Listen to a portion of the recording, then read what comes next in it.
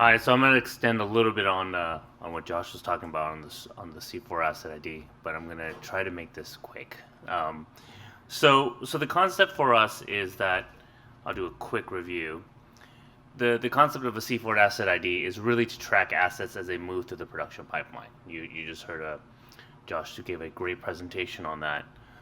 So if you look at the C4 asset ID benefits, is if we can discuss assets as Josh said as at their state, um, as opposed to where they are, right? So if you look at this wonderful diagram I've made of a typical production workflow, not as elaborate as Eric's has put up, but there's a lot of obvious loops that you would see in there. You'll see that it goes from camera all the way to distribution.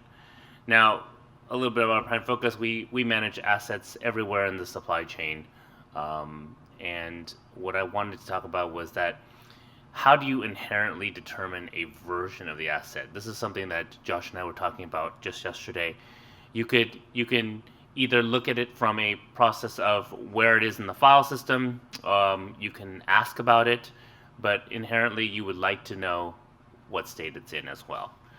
And one of the other benefits of C4 asset IDs is that you could check for the integrity of the asset as well, just by looking at its hash ID. So you know what state it's in, you know how good it is. So creating the asset ID, as Josh already said, is upon ingest, you can derive an asset ID from the mathematical formula called SHA-3, or what some people call SHA-512. Originally, when we started off with this implementation, as Eric said, we had 256 bits of implementation on this. We have since moved to a 512-bit algorithm. Less collisions that way, not that you would see a collision the other way anyway. So the meat and potatoes of my discussion was the string system, right? It's really twofold. It's really how do you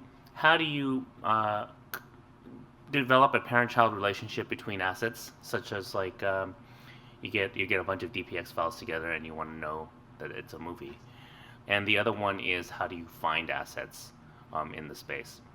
So in this system, I'm going to talk about more about given any random asset, what is a great way to locate all the relevant metadata for the asset.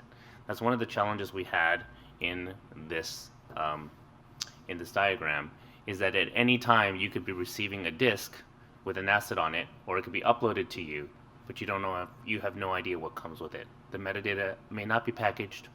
You don't get a nice pretty XML with it. You don't have a MAM that tracks it for you.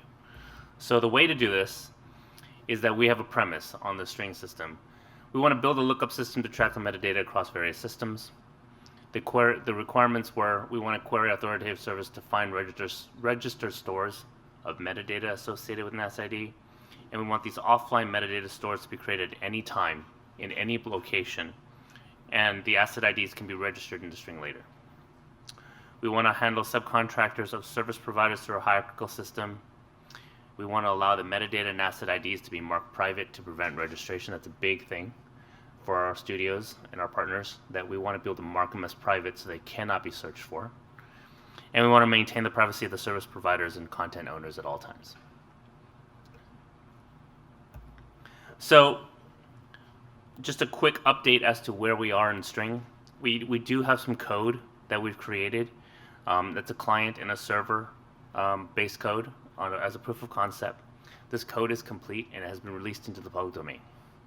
And I can give you the URLs as you need. We are going to leverage the Suitcase project, as Abby will tell you here in a couple seconds, as a proof of concept, and using the C4 framework to drive the C4 asset ID through the entire production process. What we want to do is we want to see if it works as an integration identification through the entire automated workflow chain. Okay.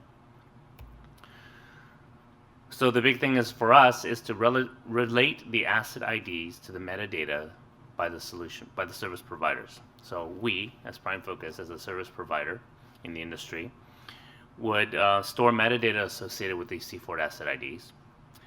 And these services, like ours, one of the things that we've noticed is that we need to change the APIs that we typically use for our customers to use the C4 asset ID, So what we've discussed to do over a temporary solution for now, until service providers can start using this framework and it's been proven, is that we can create a translation module in the in the meantime, to convert these C4 asset IDs to native IDs that are built in the system, and that'll get us quickly up and running as fast as possible and do the proof of concept. So our next steps for the string ID system is to really test the string ID with the string system with providers using the C4 asset ID, as we do the next proof of concept, and as providers try to integrate it into their systems. We are also in discussions on how to tie these C4 asset IDs with IDER, and as Josh has alluded to, a C4 asset ID white paper will be coming out this week. And that's a quick update on string. Anybody have any questions? Great.